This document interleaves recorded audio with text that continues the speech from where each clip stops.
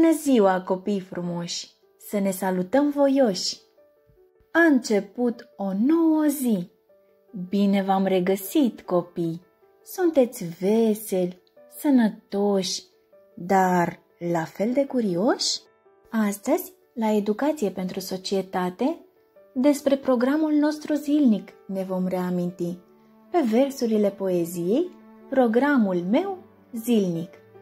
Poezia subliniază principalele activități desfășurate pe parcursul unei zile, activități care ne ajută să creștem sănătoși, voinici și voioși. Te trezești de dimineață și ca orice copil bun, speli dinții, te speli pe față și servești micul dejun. Mergi la grădini și învață, fii atent, disciplinat. Este important în viață să fii un om învățat. De mate sau pictură, poezie, modelaj, toate le faci doar în joacă, mereu să ai mult curaj.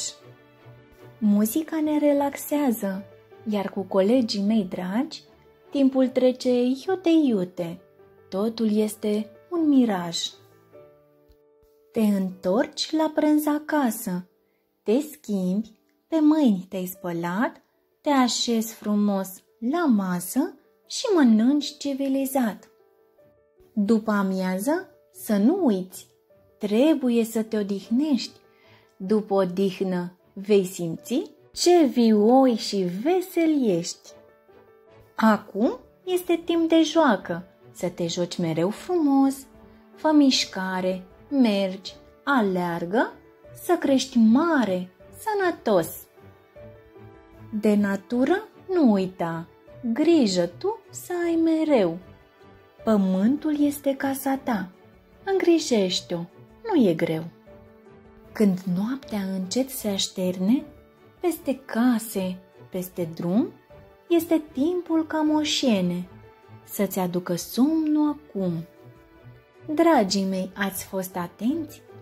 Acum știți ce-i de făcut? De dimineață până seara, multe activități vom derula.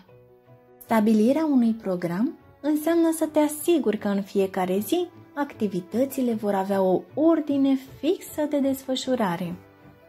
Bună dimineața, dragi copii!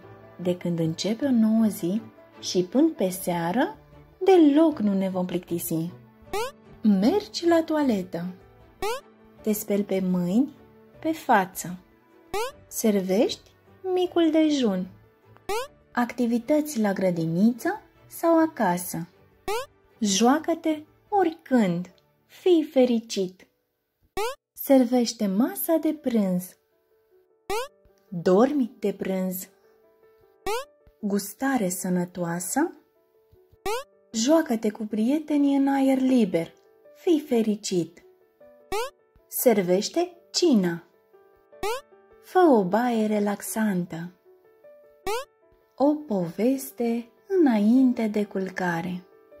Ziua iată s-a încheiat și noi multe am învățat. Eu sunt foarte ordonat că programul am respectat. Ca să cresc copil voinic, eu respect reguli de mic. Și acum, în încheiere, eu vă spun la revedere!